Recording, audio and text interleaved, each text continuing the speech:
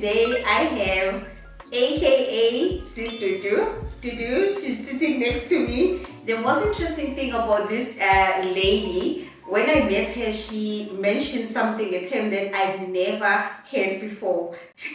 She said she's calling herself also an accidental writer. So I would like to find out from her when we talk to what she means by that. And it's basically really, for me, it was the first time I heard somebody called somebody an accidental writer. And that's what Dudu called herself. Yeah, so today, guys, we'll be talking about her book, The Dating Playbook, where we talk about Mjolo and Love. And tell her what to do. Hello, how are you? I'm good, and you? Can't complain. Thank you so much for making time to come to Bookmarked Conversations today. It's our episode 10. It's a pleasure to have you today. Okay, that's nice. It's episode 10 today. And so I just wanted to find out, like when I met you at your book signing, you mentioned that you wrote like accidentally, So it's something that you were not planning.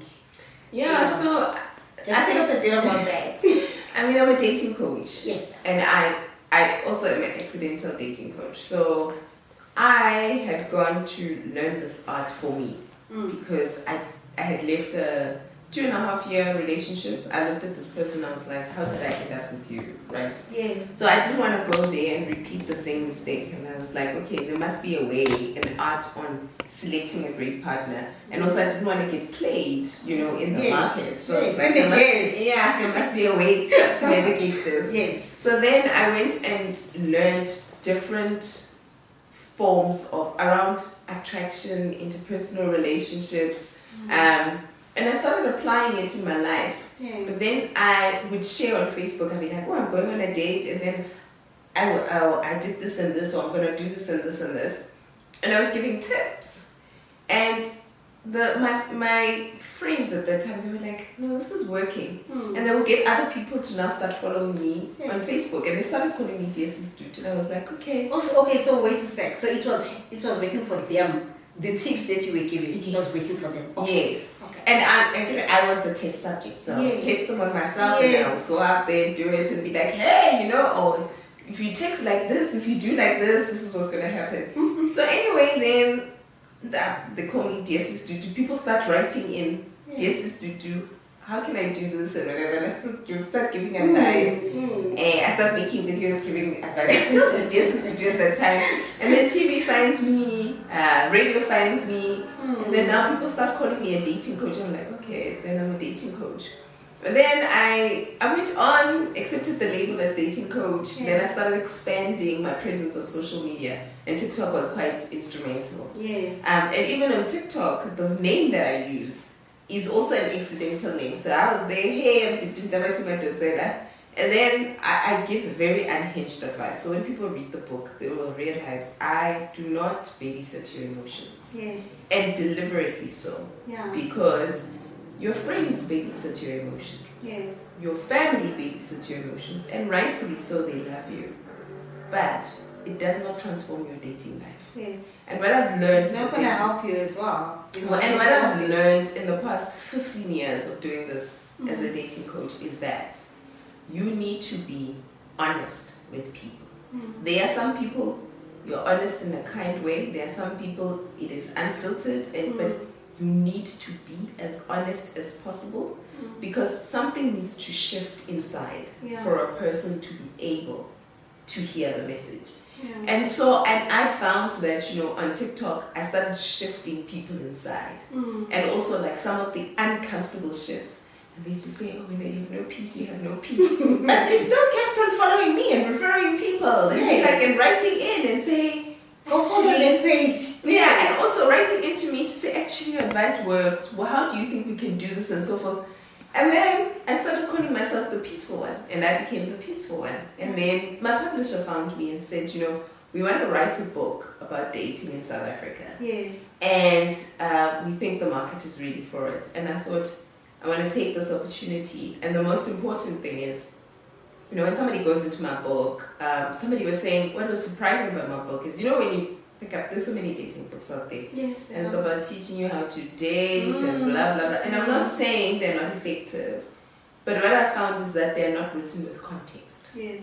They don't give the person context as to why you're struggling with dating. Mm-hmm. They're also not written, in the context of the environment that you live in. In the context of 1, being South African, number 2, being African, number 3, finding yourself within African dynamics, and also finding yourself within socio-economic dynamics of being in the particular country that you live in. And then you go into tips, right? Yeah. And the tips are the things that you usually find on the net. But now, because you have context, the application of the tips makes sense. Because I always say there's long-term strategies and then there's short-term strategies. The most of the stuff that you see on the net, especially how to get a man or how to text a man and so forth, are short-term and they have a place. I'm not in any way saying that those things are trivial or in any sense. They have a place.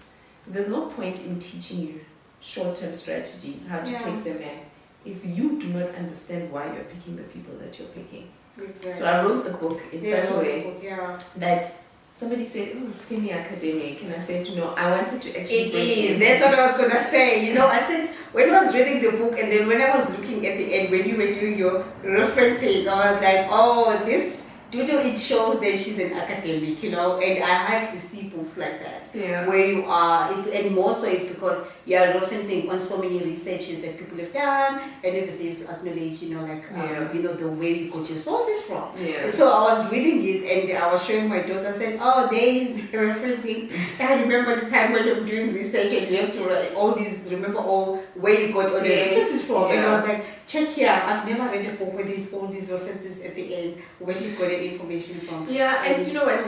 It was because I always believe that any art should be backed by some kind of proven theory, right? Yes. Whether from a scientific basis perspective or there are case studies that actually show that this has been done. Yes. Because most of the time, you get to people, like so for example, if you tell people that human beings are attracted to things that we can almost have.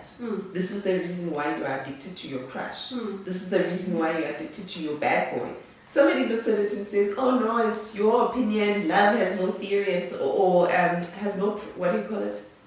There is no science to love, love is a feeling and so forth. Then you go and you say, this is the research that supports this.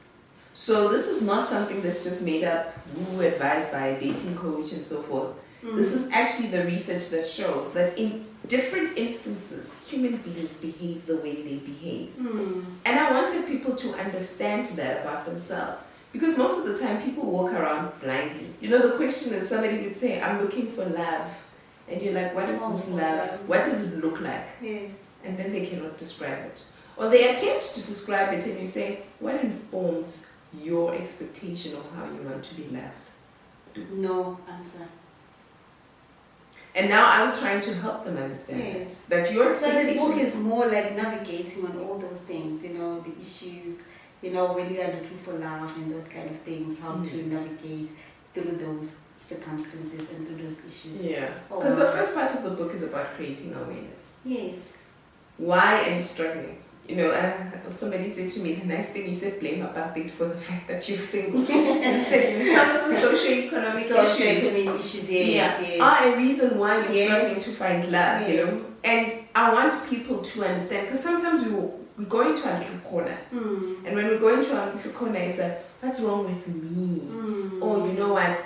Everybody else on Instagram seems to be winning and so forth. What's wrong with me? But you actually don't understand there's a whole system at play, right? And the reason why I want you to understand the system is that when you do encounter instances whereby you're not as successful as you are at love, just know that you didn't try.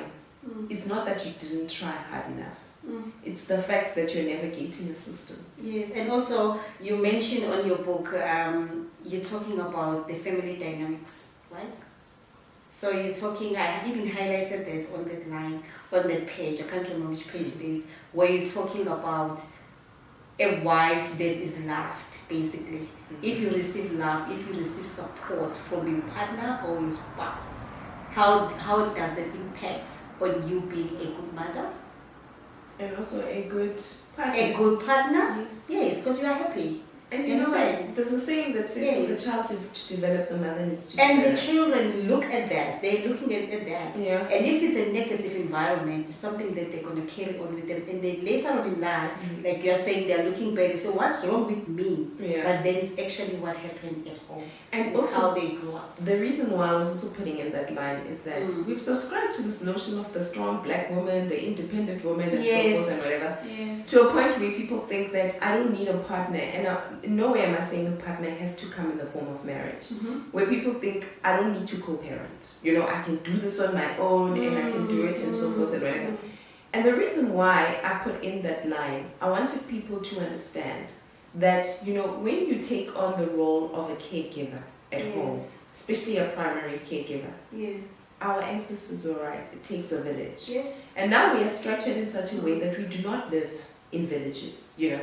And the support of a partner is very, very important. So that when you choose a partner to co-create with, you take into consideration, is this the type of person who's going to step in or who's going to look after me so that I can look after the family? And when they're looking after and happily so, because if you are happy, then you can, I mean, you'll go, I don't know, even beyond what you live down. If you're, you know, and also for your own personal development. Somebody asked me and said, do you have a job and you also wrote a book and you're a mother and you're a wife? How do you do it? Yes. You know, what kind of 24 hours do you have in a day? And I said, to be quite honest, I have a different set of 24. We don't all have the same 24 hours in a day. I hate that notion because then it sends people into, or it makes people feel like they are unproductive with their lives.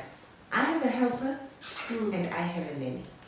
And I have a whole entire support base from my in-laws to my mother. And all these people are within 20 to 30 kilometers from my house. So I'm able to say, listen, I'm going to send my nanny and my kids to my mother's house so that I can write the whole weekend. Right? Because I have that support base. And that support base came about because I sat my husband down, and luckily this man, it wasn't hard to convince. And I said, do you want me to show up in a certain way in this relationship? I need help, right? So when you started writing on social media and writing the tips, you know, about dating and whatever, at that time, I was single. You were single. Yes. Okay, let's get that right. Yeah. Okay. So you were single. Okay. And then you got married. The book. Yeah. You were married when I was married. because it's recent. So you were married. Yes. So now, how do you find, you know, when you're giving people tips now? Yeah. Now you're married. Now you're in a different space than where you were then before. Yeah. So did you find giving tips a little bit different than what you would have said you were saying at that time when you were single, and then when you are on the other side? What was that? And what did people say also? Because they knew that you were married. Yes. Now the advices you were giving, did you find that something you were still saying the same thing? Or was it different? You know what's interesting is that finding material to put in the book was not difficult. Because all these concepts I had in some shape or form written about. You know, I had to sometimes go back to my old social media posts to find inspiration to say, okay, if I want to talk about the subject, how can I phrase it? Because I know somewhere I've written something, and it becomes the basis of what I base my chapter on, right? Yes. The one thing I used to find when I was single was, how can you get dating advice when you are single, right? And then I used to be like, not everyone who's married is in a successful relationship. You know, relationshiping has nothing to do with the fact that you have a ring or not. Yes. It's how you build the foundation of that relationship. But going to your question, what I found was interesting, and I don't know if it's an element of the wisdom that I've got as a result of marriage, but also maturity. So I'm 43 years old, so you can imagine if I've been doing this for 15 years, I started in my 20s, late 20s, right? So there's being a decade and a half of growth as an individual. And what I find is, when I wrote this book, how I delivered the concepts were different. So it was the same message, but it was different. Okay. And I think it's knowledge of also having a partner, knowledge of also navigating. I've been married for 8 years and I've been with my husband for 10 and a half years. Of navigating a relationship and knowing that a relationship has its things, right? Yes. You know, I think I wrote more now, and I mean, I know my book is unhinged, but I think I wrote more with empathy. than if you had made me write this book at 28. Yeah. I would have written it from a place of probably superiority. And now it's more with I think empathy and understanding. Because you know my book, I'm like, I understand why you make the decisions that you make. They are bad. Some of them are not good decisions, but I understand. You know, so for example, somebody asked me and said, do I think that women play victims to what happens to them in the relationship? And I said, yes. A lot of women think relationships happen to them. They don't think they're active participants of the relationship. But I was like, I understand why. Because in the African context, the misunderstanding of culture, when a girl falls pregnant, but they're like, damages. Yes. We are paying for damages. What are you psychologically telling that girl? That they damaged you, right? You had nothing to do with this particular decision, right? Yeah. And I had been damaged. Exactly. Yeah. And can you imagine to what extent does she take this thing that I am not an active participant? Exactly. Things happen to me in my relationship. And I understand where they come from. And for me, it was making the girl who's reading this aware of the fact that I don't understand why you think you're a victim. But actually, you need to take accountability. Yes.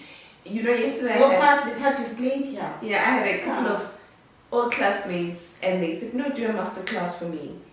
And I did a master class for them, sorry. And one of the things I said, you know, if there's one thing we need to learn, especially from a woman, is that there's a lot of dumb things we probably did in an effort to find a partner. Yeah. But you need to understand that what you understood about life back then and forgive yourself. Because there are people who look back, let's say for example you had the child with the wrong guy.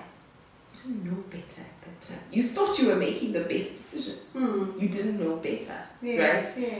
And you know, that's the reason why I say there are some things where you've made bad decisions or unconscious decisions. Yes. Forgive yourself. You didn't know better. If I was 28, I wouldn't have told you that. I would have been like, oh, basic, why are you doing what you're doing? You know, you're not honoring yourself and whatever. But now yes. I've got more context. Yes. And I have more empathy. Yeah, and probably wisdom, you know, that comes with it, and maybe maturity. Yes. Yeah. Oh, wow. And what I wanted to ask, your husband knows that you're a dating coach. Yes. So, is it tiptoeing, like sometimes tiptoeing around you, like in terms of what he says, what he does, and those kind of things? Like, does it happen like that or not? So you know what's interesting about learning the psychology of dating is that it changes the way you think. Like, and I'm talking about now, like I went for deep dating coaches, because if you understand the psychology of attraction, it's around the psychology of influence. And there's influence and there's manipulation. And you learn both, right? And it just depends on where you want to operate as a person. There are far deeper dating advice out there, like darker, deeper dating advice that you know you can give people out there. But you actually don't want people to operate from a place of manipulation. But going to the point of saying it changes you. I can never, when I learned the art, I could never approach interpersonal relationships like a normal human being. And to explain that is that every behavior, so for example, when I used to go on dates, I used to look at how the guy used to sit. Based on his body language told me the degree of interest he has in me. Based on how he escorted me to my car, where he touched me, whether he was touching me here or he was touching me here, I knew his intentions. You know, it just changes the way you look at it, you see human behavior and so forth and whatever.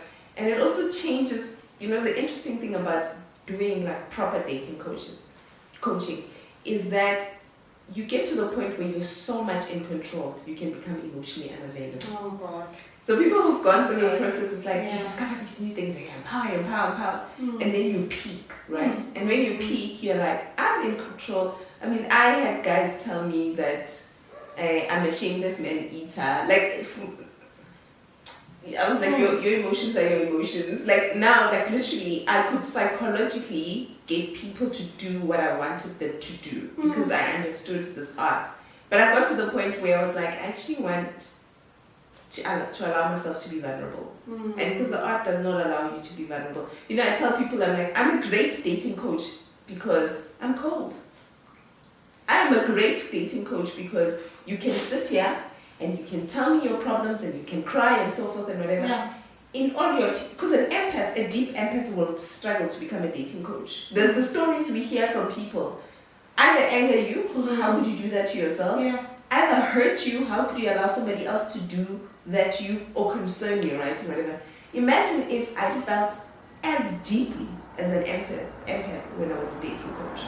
Then I wouldn't be able to. You wouldn't be able to even help them as well. Exactly. So now I can sit and be like, you can tell me all your problems and I'm a victim and whatever. I'm like, okay, let's separate the emotions from the practicality, and then I'm able to practically help you, and then also be able to gauge to what extent do I deliver the message and so forth. But going back to my husband is that, I mean, when I met him, I applied my tactics. I applied my strategies and so forth. And he knew what he did know what you were doing. No, you know what's nice? People think, you know what, I'm beyond these tactics. They want to work on me on that. Okay.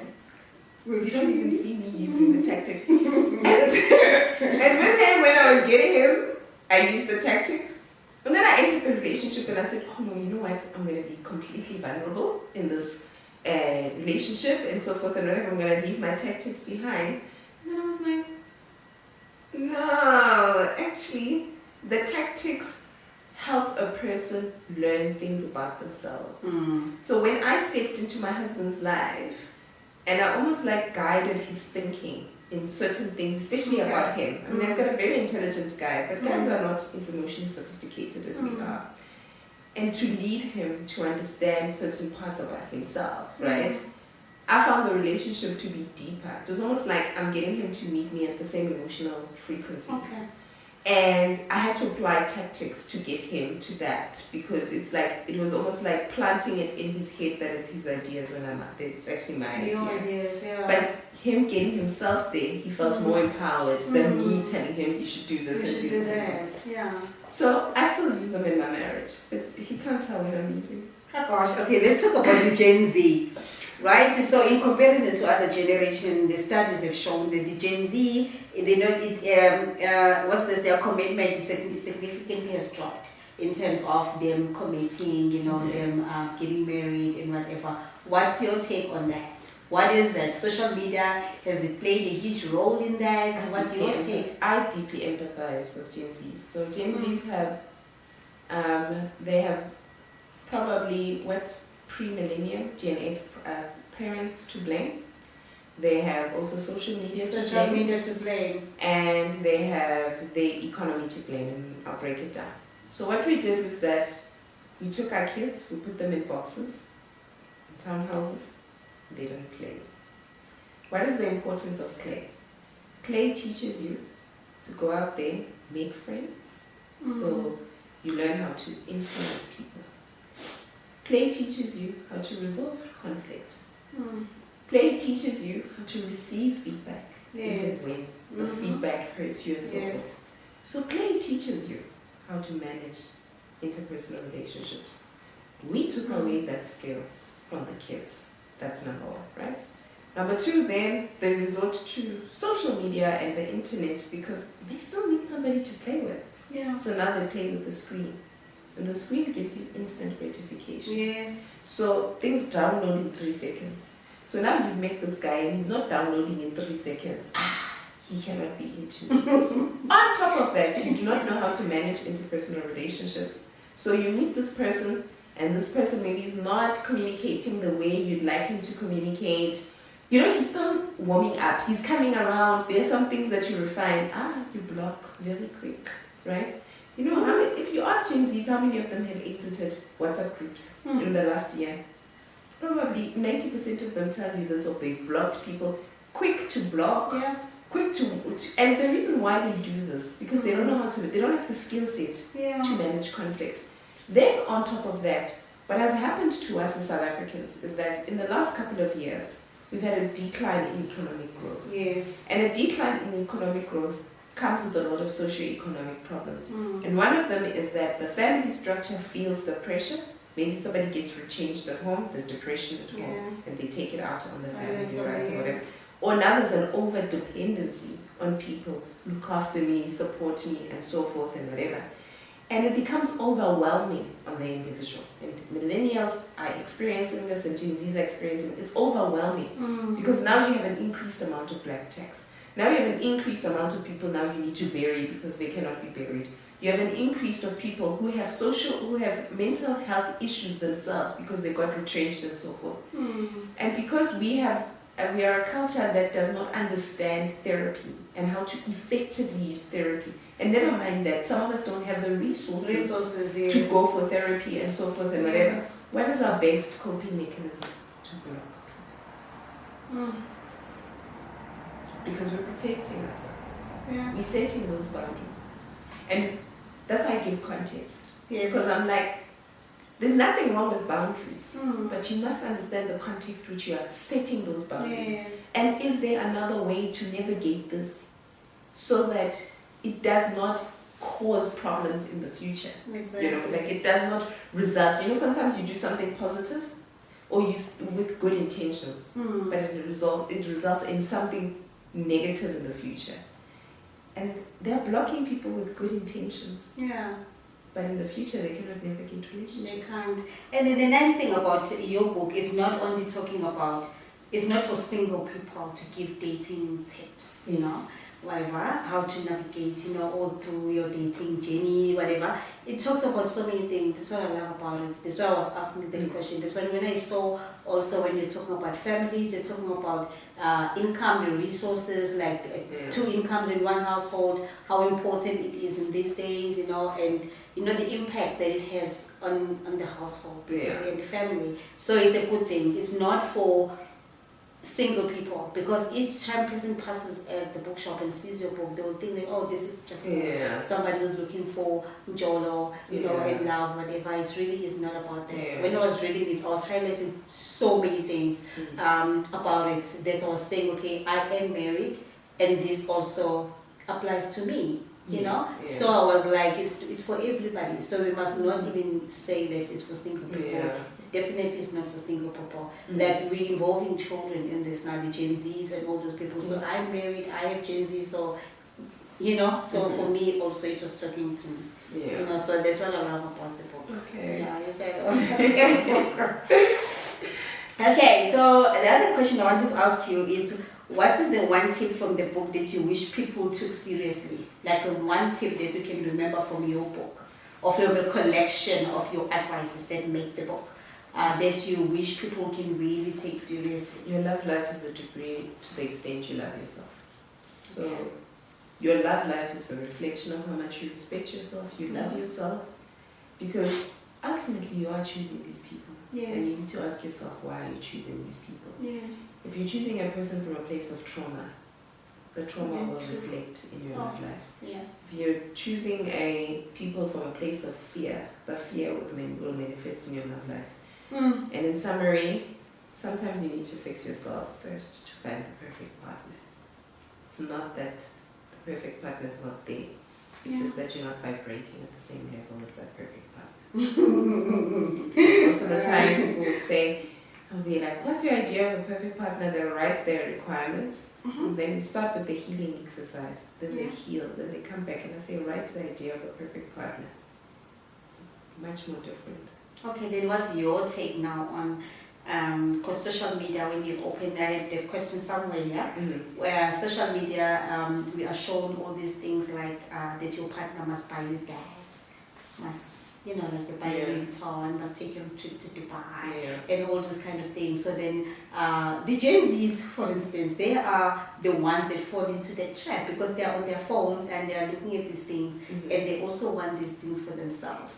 You know what's interesting is, this morning I was talking to my niece, and she's 15 years old, and her ideas of relationships, I was actually laughing at her. And you can see social media plays a very vital role in that. And It's about really knowing self. You know, one of the things I encourage in life is experimentation within the context of your life, and experimentation and safe experimentation. Yeah.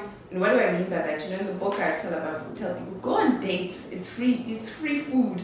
But actually, the whole idea around that is that the more you go on dates with people, the more you discover what you do and don't like. Yeah. So you might have this idea from social media that actually now I want a guy who's going to take me to Dubai and so forth. So for example, I'll give you an example. I knew somebody who's like, I want this rich guy and so forth.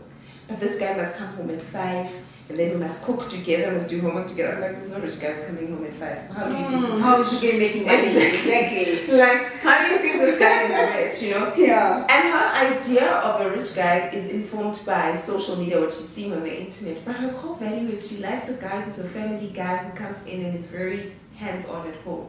And I was like, what you're looking for and what who you really are is misaligned.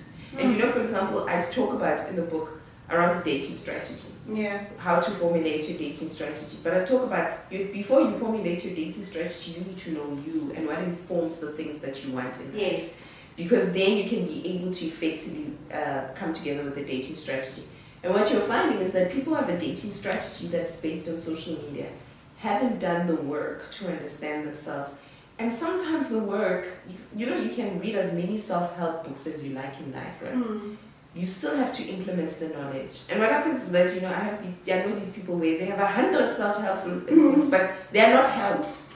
Because they're not going out there and they implement it. Yeah. You start trial and error. Yes. And once you get trial and error right, you know, it's like, a book is almost like a guide, but you also want to know that there's a style. We have different styles. Like, for example, when I was single, there's an author who talks about the art of seduction.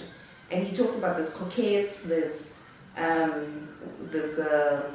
do you call it, ideal lovers. It's a persona that you can take on as a person. Okay. Now, coquette is brilliant in playing hard to get. I'm brilliant in playing hard to get because I'm cold. When I say I'm cold, I mean that... Not necessarily cold. You know what you want, basically. No, not necessarily that, but I am... And this is through understanding of self, right? I have a mother whose mother died when she was 3 months old. So she never had that bond, that fundamental bond before 1 year old and so forth and whatever. And probably also she was abandoned. So her attachment style was based on the fact that when I say abandoned, probably she felt abandoned as a child, right? This woman was here today and then she's gone. So her attachment style to her primary caregiver, who became her grandmother, there was an interruption in the attachment style because her mother was gone and now she had to attach to somebody else. So now imagine being raised by somebody whose attachment style is probably fearful or avoidant because she felt abandoned, that is sitting in her subconscious mind. And she didn't realize this, because how do you realize this? I mean, it only happens when you were 3 months old. So how she attaches is based on her trauma. Guess what she does when she raises a child?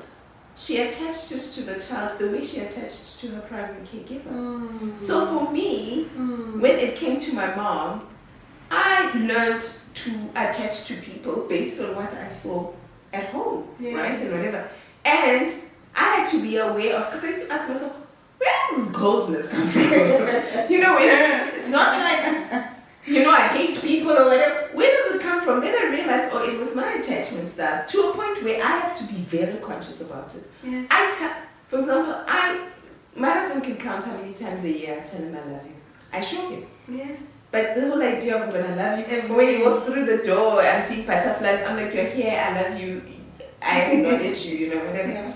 But when it comes to my son, I tell my son every day I love, to a point where it irritates my son. And the reason why I say it is because if I don't say it, I'm going to forget.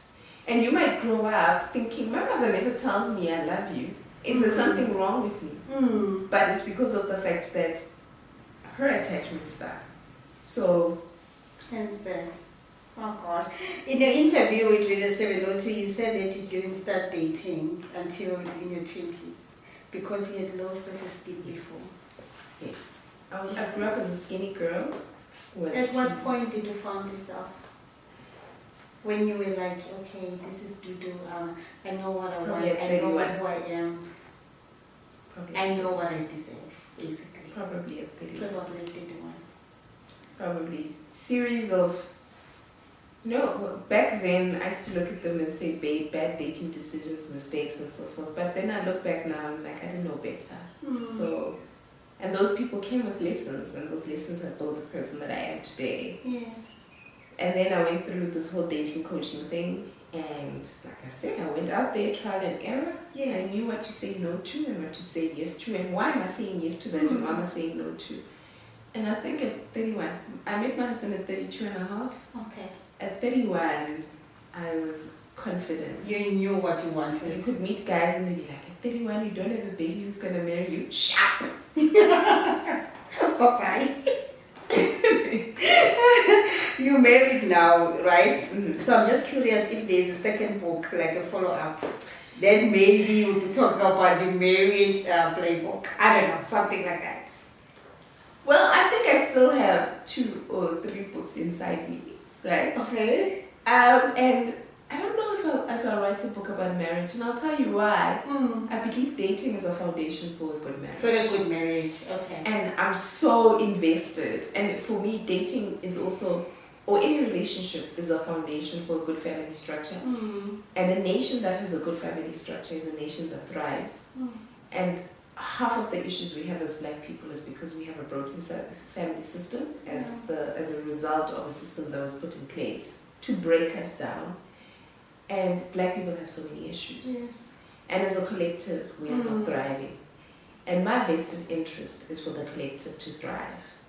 And there are various people who are sent on this earth to help us in various pockets. If my contribution is contributing to the Black collective, in helping establish a family structure and a solid one, so that we can thrive, would have served our purpose. Would have served the purpose.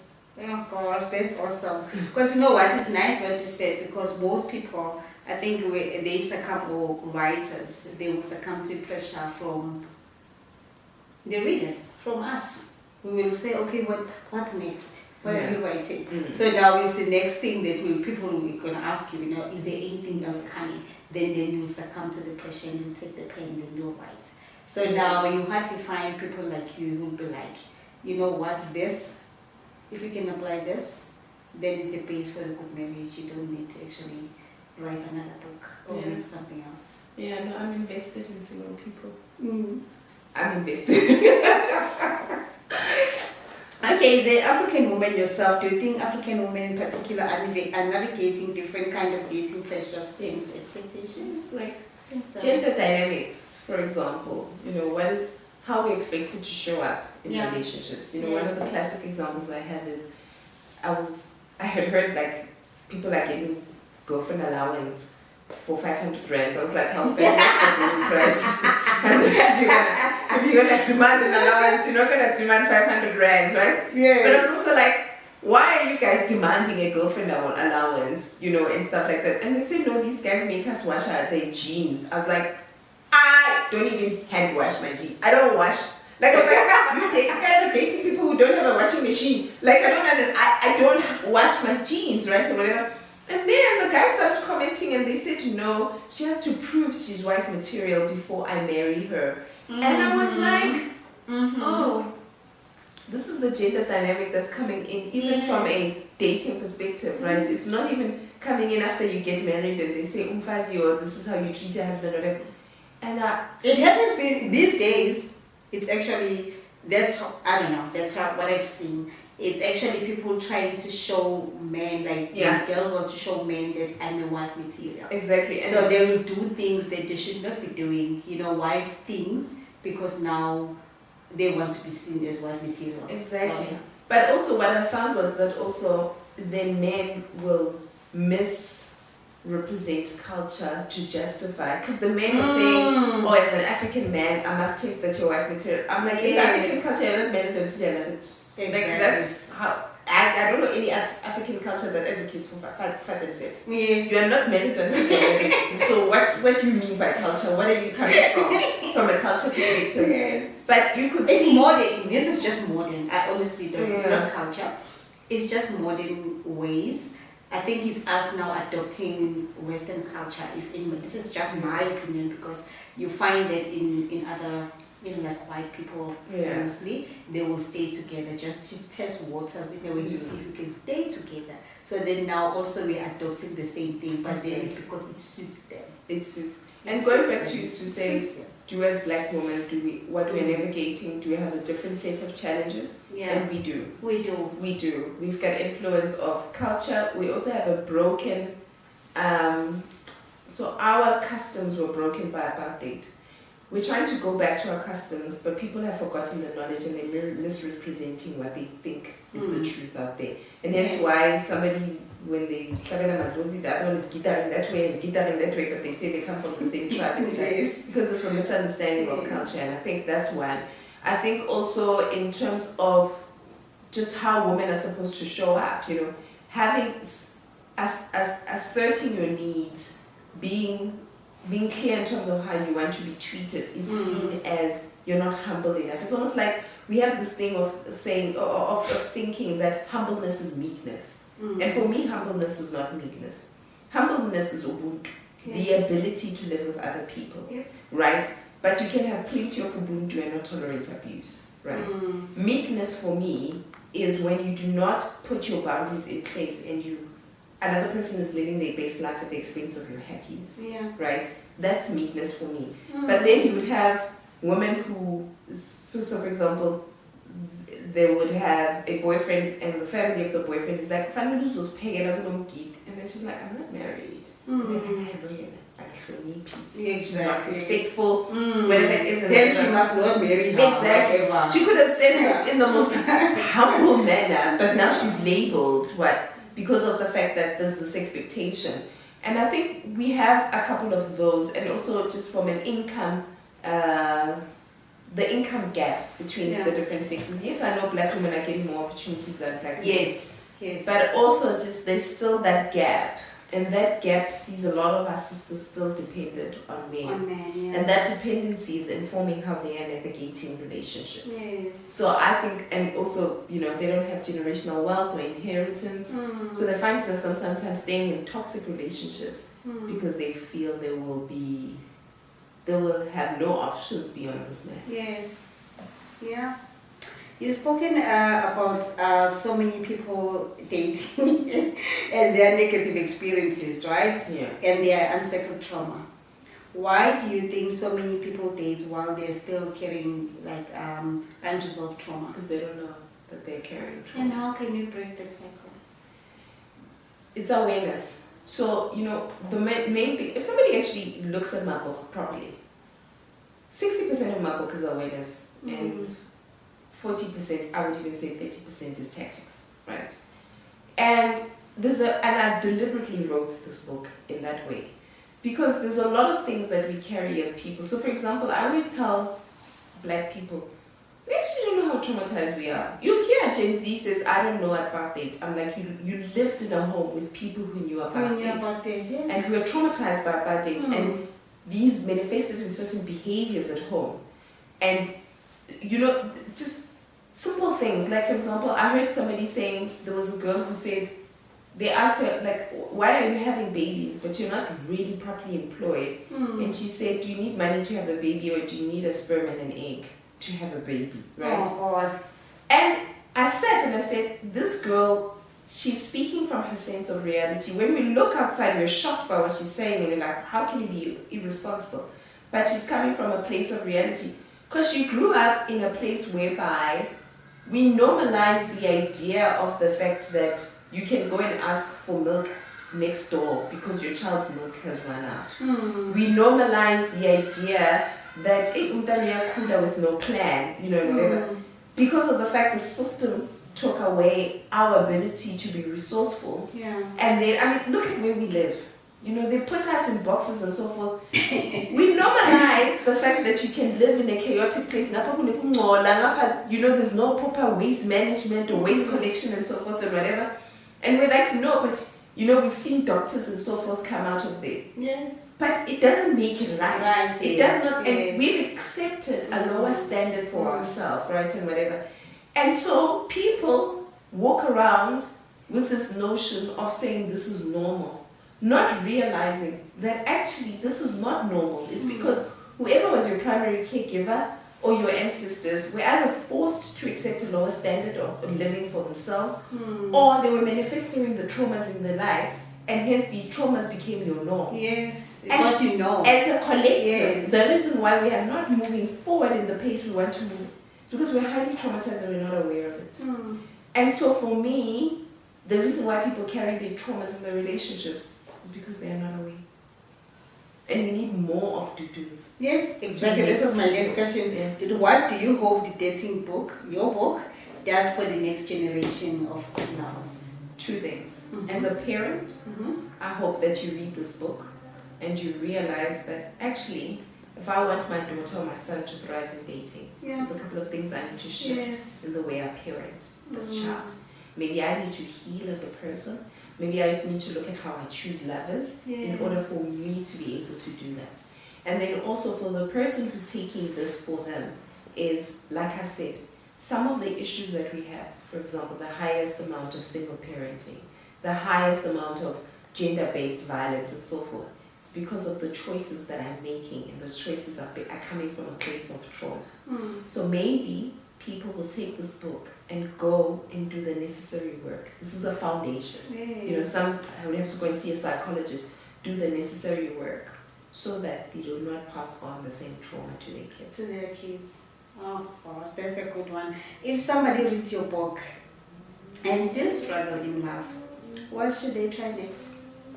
So, I mean, I do coaching, right? One-on-one now. One-on-one, I can do groups and stuff like that. I do encourage people to seek professional help. I think, you know, in the arena of love, people think that when you look for professional help, you failed.